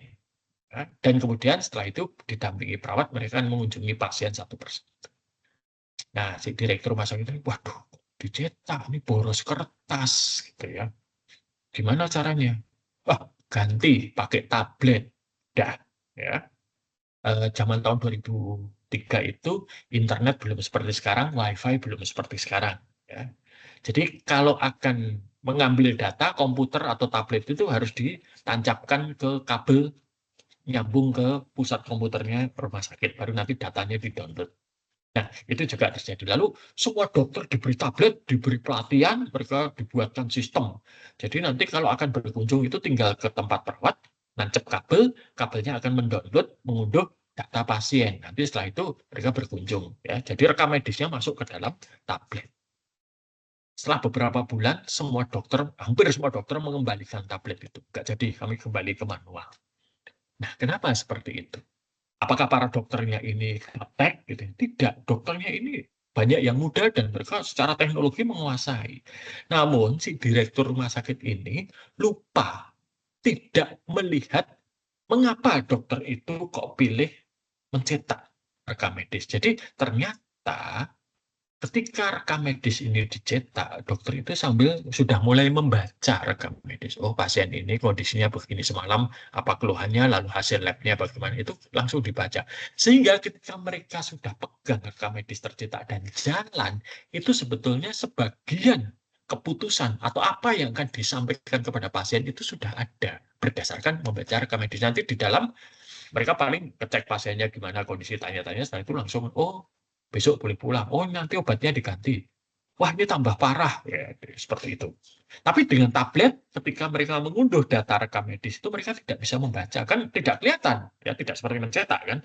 Yang kelihatan apa? Ya, hanya progresnya itu ya seret, gitu kan. Nah, sehingga ketika mereka masuk ke kamar pasien, ditanya, gimana dok? Itu mereka harus buka-buka dulu. Jadi, aduh, gimana ini ya. Kadang bahkan ya ini zaman tahun 2000 itu tabletnya juga tidak secanggih sekarang ya, kadang-kadang mungkin crash. Bayangkan Bapak Ibu brother sister kalau sedang menunggu pasien atau menjadi pasien, dokter datang berkunjung lalu tanya, gimana dok? Buka komputer langsung, waduh gitu. Nah, perasaannya gimana? Waduh, kok waduh ya? Padahal waduhnya itu karena komputernya hang gitu ya. Nah, ini tidak diperhatikan. Ya, jadi meskipun teknologinya canggih, sistemnya berjalan dengan baik, para dokter tidak mau pakai. Ya, kalau sekarang mungkin sudah berbeda ya zamannya. Itu kan 20 tahun yang lalu. Nah, poin saya adalah ketika kita memperkenalkan teknologi, ini kita harus mempertimbangkan budaya ini. Ya, bagaimana organisasi atau komunitas tempat kita memperkenalkan ini bekerja. Ya, dan apakah memperkenalkan satu sistem atau teknologi baru ini mengganggu irama kerja? Ya, biasanya pasti iya. Tetapi berarti kan kalau memang itu akan mengganggu, berarti kan memperkenalkan ini harus dengan langkah-langkah yang tepat sehingga gangguannya minimal. Ya pasti ya, namanya kita menerima sesuatu yang baru itu kan pasti ada proses belajar, pasti ada proses trial and error, ada pak salah-salah biasa. Ya. Nah, hanya bagaimana proses ini tuh berjalan lebih mulus dan hal-hal negatif itu bisa diminimalisir. Oke. Nah, ini yang saya katakan tadi. Ya. Cara mengukur budaya suatu bangsa. Ya, ada uncertainty avoidance. Ya. Jadi, lebih suka yang pasti-pasti atau mereka suka perubahan misalnya. Power distance. Ya. Apakah kekuasaan atau itu terbaik? Contohnya begini, Bapak Ibu sekalian. Di Indonesia, Bapak Ibu brother sister sering melihat bagaimana pejabat itu berkunjung atau bepergian, ya, kawal dan lain sebagainya.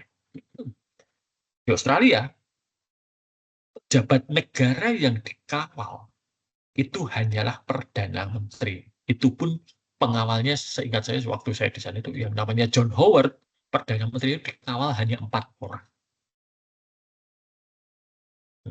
Menteri, dulu Menteri Luar Negeri namanya Alexander Donner itu datang ke kantor nyetir sendiri, tidak ada sopirnya. bandingkan dengan di Indonesia. Ya, saya tidak bisa mengatakan. Apalagi nanti kalau dibandingkan dengan Amerika Serikat. Presiden di Amerika Serikat itu yang melindungi satu batalion gitu ya. Ini. Lalu individualisme atau kolektivisme ya. Nah, di sini itu seperti di Indonesia itu kan terkenal katanya gitu ya, gotong royong. Artinya apa? Sebetulnya kita itu saling membantu ya. Nah, beda dengan misalnya di Amerika Serikat. Contoh ya, di Amerika Serikat itu ide BPJS kesehatan itu nggak diterima.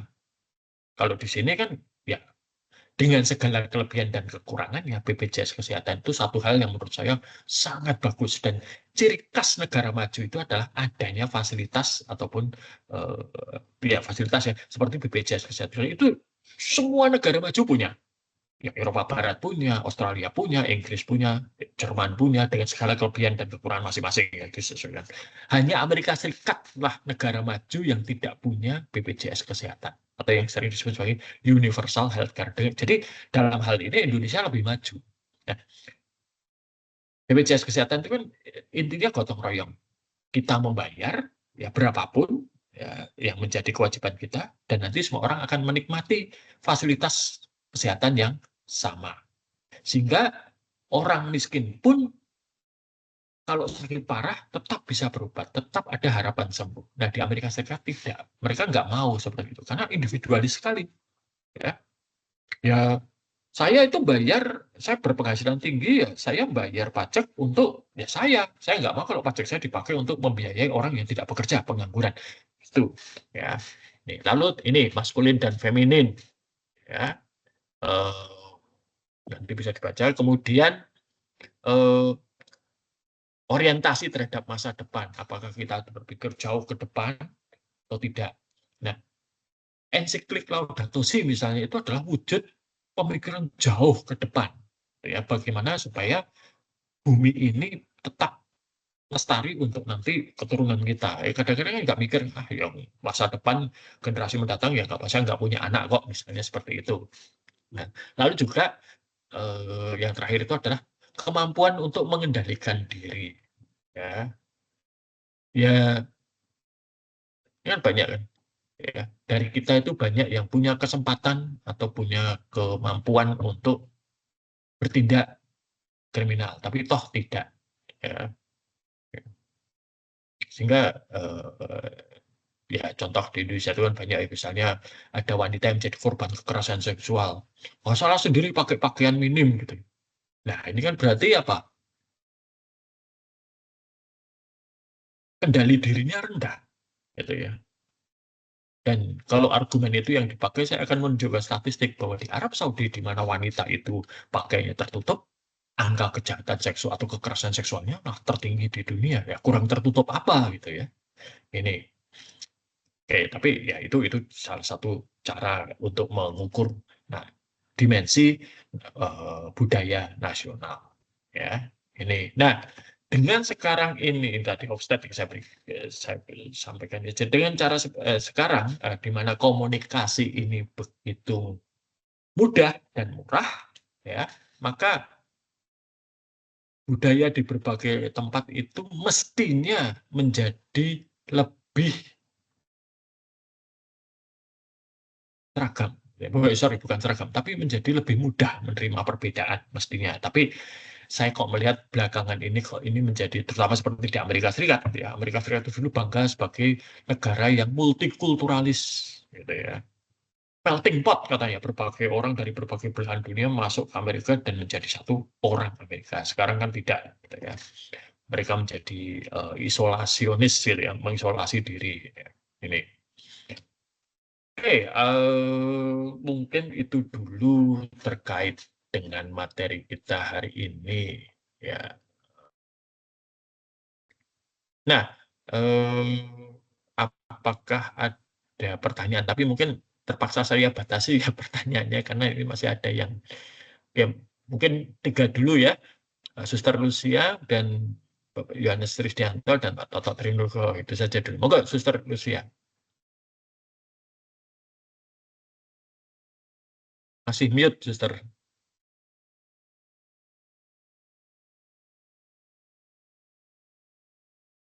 Masih mute ya, Sister. Suster masih mute. Oh ya, baik ya. Yang pertama begini, Pak.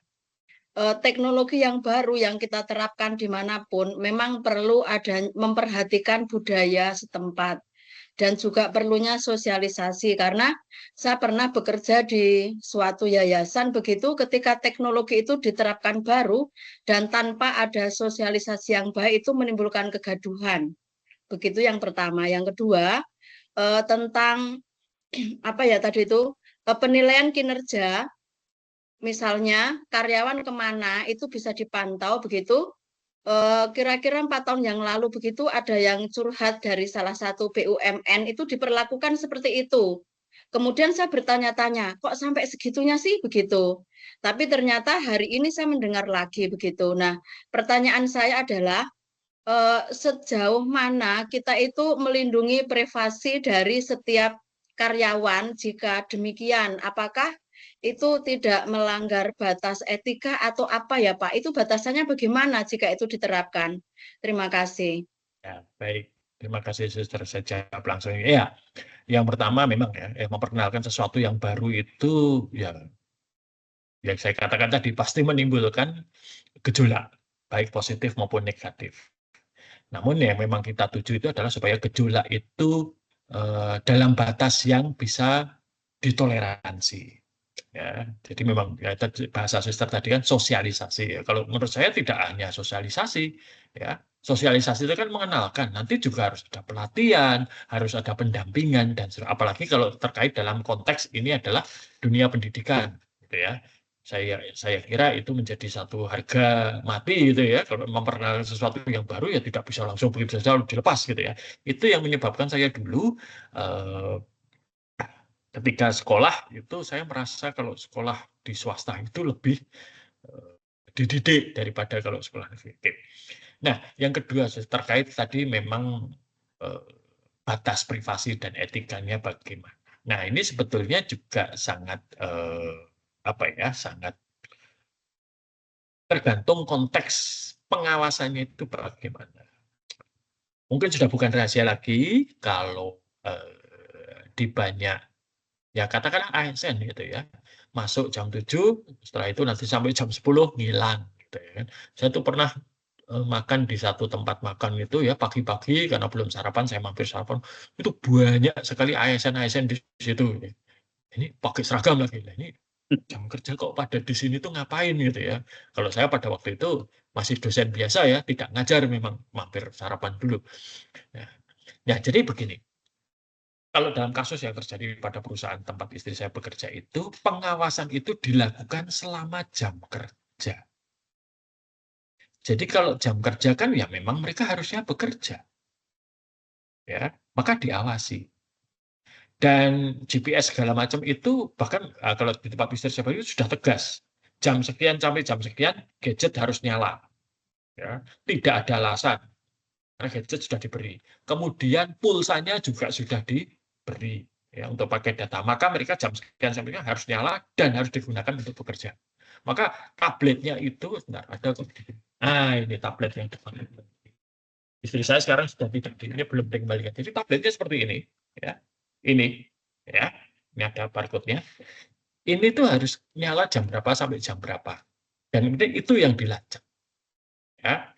Nah, ya karena itu fasilitas milik kantor dan itu jam kerja ya sudah selayaknya kan kantor itu tahu ini dibawa kemana untuk apa ya mestinya hanya untuk kerja dan dibawa untuk kepentingan kerja. Kalau ini saya gunakan untuk main game lah itu kan melanggar berarti ya, maka kantor lalu juga ini belum kita bahas tetapi tablet ini itu adalah pintu masuk ke sistem perusahaan.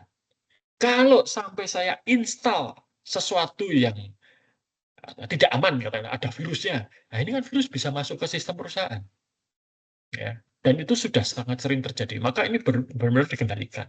Ya. Ini hilang, itu juga kemudian harus cari tahu ada di mana supaya bisa dilacak. Sering tablet-tablet seperti ini hilang, Pak. Hilang itu bisa ketinggalan, bisa dijambret, gitu ya, dicopet dan lain sebagainya. Ada yang juga dijual itu ada, gitu ya. Nah, ini maka mereka harus. Nah, kalau batasnya sampai di mana? Menurut saya selama 1 itu masih lingkungan kerja, masih dalam konteks pekerjaan, masih jam kerja dan itu milik kantor, ya boleh saja dilacak. Ya tidak boleh kan kalau handphone pribadi, ya ini atau di luar jam kerja misalnya, gitu ya. Itu, Suster, saya harap bisa menjawab. Dan berikutnya Ya, Pak, terima kasih Pak. ya, sama-sama Pak Ya. Yohanes. Ini Yohanes Risdianto, silakan. Ya, baik, terima kasih. Selamat sore Pak Sami Aji. Ya, selamat sore. Saya domisili di Surabaya, tapi memang asli saya itu dari Kota Kediri dan rumah di area dekat perusahaan PT Gudang Garam gitu ya. Ini saya tertarik dengan apa yang dijelaskan di sistem informasi manajemen, karena yang saya tahu kalau seperti PT Gudang Garam itu kan dulu awalnya itu kan sigaret kretek tangan gitu ya, kemudian menjadi akan ada teknologi menjadi sigaret kretek mesin dan banyak hal yang teknologi dibenamkan di perusahaan itu, tetapi memang yang saya tahu dari teman-teman saya yang banyak bekerja di sana itu ada pembatasan-pembatasan yang mana memang tetap melindungi tenaga kerja sehingga untuk meminimalkan resiko PHK ketika perusahaan akan memaksimalkan keuntungan. Nah, ini yang kadang saya agak bingung sampai sejauh mana sistem informasi manajemen ini ada titik batas atau titik tengah antara tenaga kerja, aturan-aturan dari pemerintah, kemudian juga terkait profit yang memang wajar untuk pengembangan perusahaan. Toh saat ini kan mencapai ini ya, Gudang Garam sedang ada problem yang luar biasa karena tekanan pajak dan rokok-rokok lain yang ilegal. Nah, ini kan bagaimana dari sistem informasi manajemen dapat membantu menyelesaikan masalah terkait hal seperti ini. Terima kasih. Baik. Nah, ini kalau rokok di Indonesia ini memang agak istimewa ya. Saya tidak terlalu akrab dengan Gudang Garam, tetapi Atmajaya itu sangat dekat dengan PT Jarum. Pernah petinggi PT Jarum itu bercerita, ya grupnya Jarum lah ya, petinggi-petinggi ini mereka mengatakan sebenarnya kalau mau mereka tuh beli mesin yang bisa untuk produksi rokok secara otomatis itu gampang. Jauh lebih higienis, jauh lebih konsisten, nggak mungkin demo gitu ya, dan seterusnya. Tapi mereka tetap mempertahankan proses manual. Kenapa? Karena pertimbangannya itu adalah kesinambungan jangka panjang, sustainability, dan posisi tawar mereka terhadap atau kekuatan mereka terhadap tekanan pemerintah. Mungkin Bapak Ibu Bruder dan Suster bisa melihat ya, mengapa kok pabrik-pabrik rokok di dunia, perusahaan rokok besar ya dengan segala macam tekanannya itu, mereka kok tidak ditutup misalnya begitu ya, pemerintah kok tidak keras ya, karena mereka itu satu tadi sudah disampaikan, penyumbang cukai rokok itu besar sekali proporsinya untuk pendapatan negara. Itu pertama. Kedua, mereka itu menyerap tenaga kerja yang lumayan besar ya, mulai dari para pekerja di pabrik mereka, dan pekerja di pabrik rokok itu untuk ukuran pekerja di Indonesia kan cukup bagus ya kesejahteraannya. Jarang kan mendengar buruh pabrik rokok demo itu ya, jarang sekali ya. Ya karena kesejahteraan mereka bagus, perlakuan terhadap mereka bagus. Nah ini menjadi kekuatan tawar-menawar secara politik. Jadi kalau pemerintah akan menggencet perusahaan rokok, mereka loh, kami mau pekerjakan sekian orang, itu baru pekerjanya ya, belum nanti pasokan distribusinya, berapa kios yang akan tutup karena tidak jualan rokok misalnya. Nah, jadi penggunaan, kalau kita belajar pada Jarum gitu ya, itu memang mereka bisa saja sih beli mesin gitu ya, lalu sudah tutup mata, pekerjanya sedikit, mereka bisa dan akan untung setinggi-tingginya. Gitu. Tapi mereka tidak hanya berpatokan pada jadi kalau menurut saya gitu ya, ini batasnya di mana? Ya ini batasnya tergantung pada masing-masing. Tetapi kita harus mempertimbangkan keuntungan jangka pendek dan kesinambungan jangka panjang. Jangan sampai teknologi itu sekarang menguntungkan, mendatangkan, tetapi di masa mendatang malah mematikan. Nanti dalam beberapa, saya agak lupa topik apa itu, saya akan kembali menunjukkan contoh di sini ya. Jadi keuntungan jangka pendek yang dikejar itu menyebabkan masalah di masa depan, dan itu sudah terlihat. Contohnya apa? Amerika Serikat. Amerika Serikat itu dulu bisa menang Perang Dunia Kedua karena apa? Mereka punya manufacturing besar. Ya, mau bikin apa saja cepat. Ya. Dan dalam skala besar. Tapi kemudian ketika sudah perang selesai, mereka kemudian pelan-pelan karena terlalu mahal gitu ya, pabrikasi ini dipindah keluar Amerika. Sekarang yang ada di Amerika itu hanya desain. Ya. Pabrikasinya di luar. iPhone. Kalau ada yang mengatakan iPhone itu produk Amerika, salah. iPhone itu desainnya Amerika. Tapi kalau kita katakan iPhone itu handphone Cina. Karena apa? Dibuat dari komponen yang dibuat di Taiwan dan Korea Selatan. Dirakit di mana? Di Cina. Jadi orang ngomong, HP Cina nggak gengsi lah. iPhone itu HP Cina. Kalau kita melihat di mana dia dirakit ya. Desainnya memang Amerika. Jadi kalau ditanya batasnya, ya batasnya itu tadi Pak. Apakah ini akan menyebabkan atau bisa batasnya jangan sampai itu mengganggu keberlangsungan atau kesinambungan di masa depan. Semoga sudah menjawab. Ya, nanti kita bahas lagi. Terakhir ya, Bapak Ibu berdosa, mohon maaf ini karena setelah ini saya masih harus menjelaskan satu hal lagi setelah ini. Tadi Pak Toto ya, silakan. Ya, terima kasih Pak Sami Haji dan teman-teman. Saya pertama mau sharing pengalaman kaitannya dengan bagaimana teknologi bisa membantu di dalam proses bisnis. Sebelum saat pandemi kita rame-rame menggunakan teknologi apapun adanya, mulai dari WA, mulai dari LMS, macam-macam.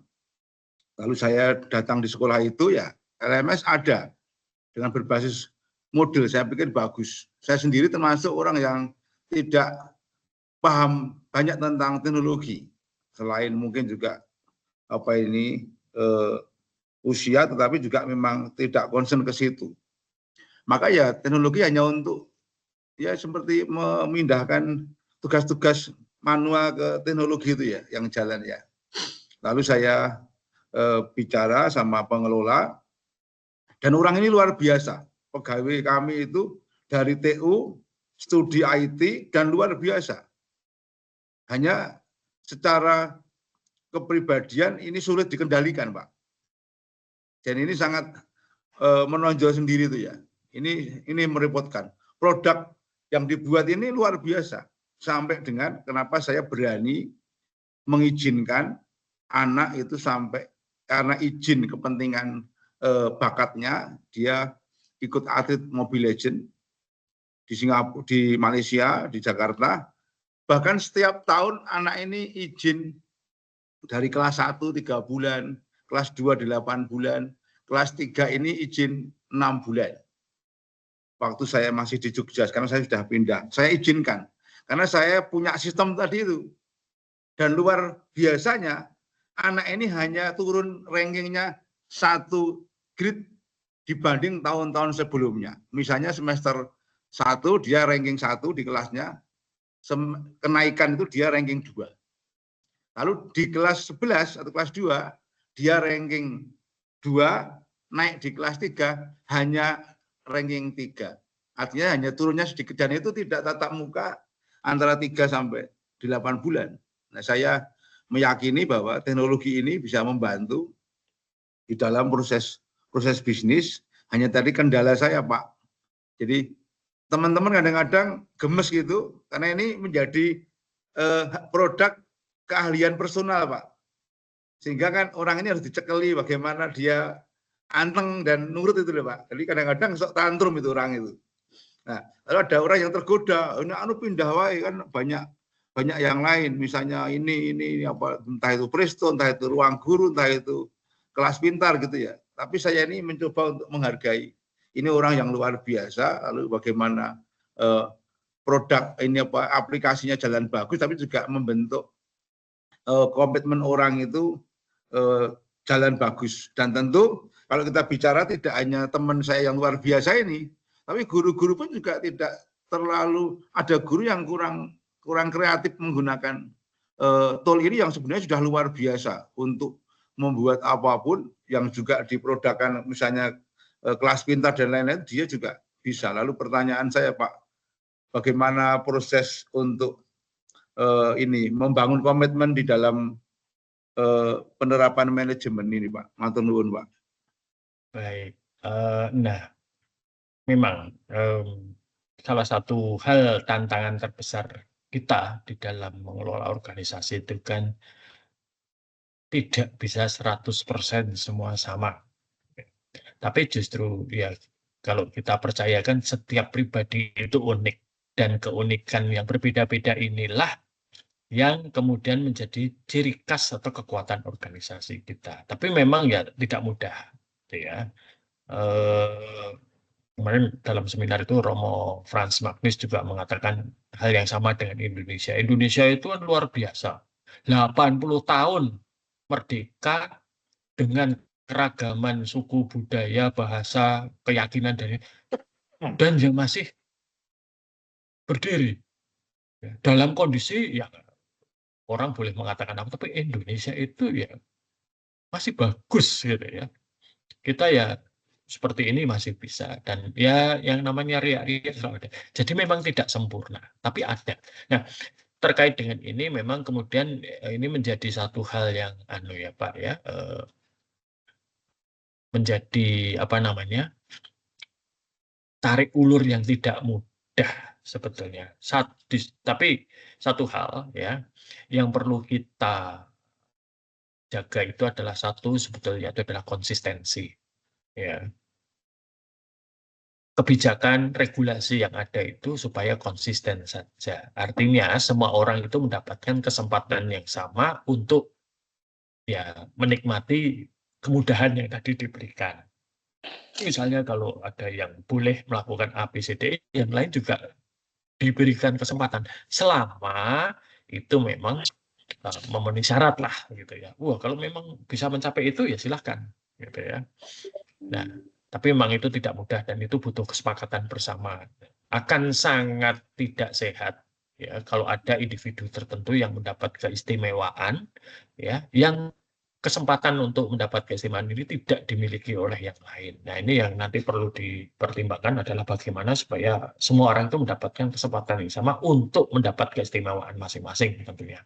Ya, saya tahu itu tidak mudah dan terus terang saya juga tidak bisa memberikan masukan yang spesifik karena saya tidak tahu konteks yang dihadapi Bapak seperti apa. Tapi kira-kira seperti itu.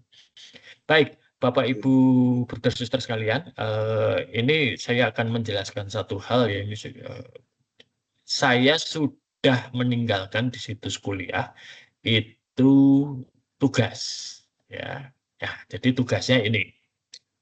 Ya. Apakah bisa dilihat? Ya, Pak. Bisa, baik. Nah, jadi tugasnya ini nanti silakan di dalam kelompok berdiskusi mengenai komponen sistem dan teknologi informasi apa yang saat ini dimiliki atau sedang dikembangkan di organisasi yang sifatnya strategis dan berdampak signifikan untuk setidaknya 5 tahun ke depan. Jadi silakan nanti anggota kelompok berembuk ya di masing-masing organisasi apa yang seperti ini, kemudian itu nanti barangnya atau produknya apa dan dampaknya apa yang diharapkan dalam 5 tahun ke depan. Jadi nanti silakan itu dituliskan ya, nanti kemudian dikumpulkan di situs kuliah. Ini tugas kelompok, maka nanti cukup satu anggota kelompok saja yang mengunggah. Ya, tidak perlu semua anggota kelompok, satu saja perwakilan untuk mengunggah. Waktunya 2 minggu. Nanti ini sudah ada batas waktunya ya. Jadi kapan itu time remaining-nya di situ masih 13 hari 22 jam ya, masih 2 minggu lah. Ya, tidak sulit ini saya kira ya, karena ini hanya melakukan observasi pengamatan terhadap apa yang ada di dalam organisasi Bapak Ibu Bruder dan Suster sekalian. Nah, nanti yang perlu diputuskan adalah yang mana yang strategis itu saja terkait dengan sistem dan teknologi informasi. Nah, nanti kalau kita bertemu tatap muka, ya, tugas masing-masing kelompok itu mohon untuk dipresentasikan. Tidak sekarang. Jadi nanti kalau jadwal kita kuliah tatap muka, Bapak dan Ibu masing-masing kelompok bisa menyiapkan presentasi untuk dipresentasikan di kelas. Sehingga nanti kita bisa belajar bersama. Oh, di sekolah A atau di tempat organisasi itu pakai ini, gunanya untuk ini. Sehingga nanti kita bisa belajar. Saya pun juga pasti akan belajar mengenai apa yang sudah dilakukan di tempat berkarya Bapak, Ibu, Bruder, Sister sekalian. Ada pertanyaan mengenai tugas? Ya, jelas, Pak. Jelas. Untuk tugasnya ini bentuknya nanti paparan Pak ya? Atau PPT atau memang paper gitu Pak?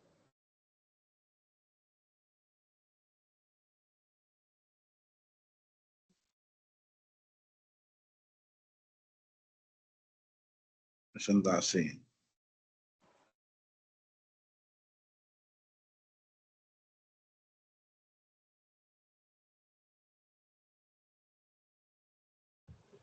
Kok hilang? Halo Pak, masih nge-lag. Di paparan, saya supervisi paparan ya.